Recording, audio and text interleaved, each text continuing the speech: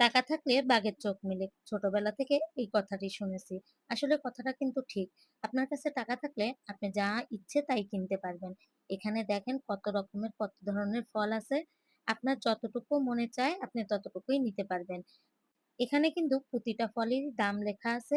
আমি আর বলতে গেলাম না, বলতে গেলে ভিডিওটা অনেক বড় হয়ে যাবে। ফলগুলো দেখতে কিন্তু অনেক ভালো লাগছিল। কত ধরনের ফল একই জায়গায় পাওয়া যাচ্ছে, কিন্তু একটু দাম বেশি। এখানে সবকিছুর দাম এত বেশি যে মাঝে, মাঝে এখান থেকে কিনতে ইচ্ছা করে না। শুধু দেখেই চলে আসি। কি আর করব বলেন? আমরা তো মধ্যবিত্ত।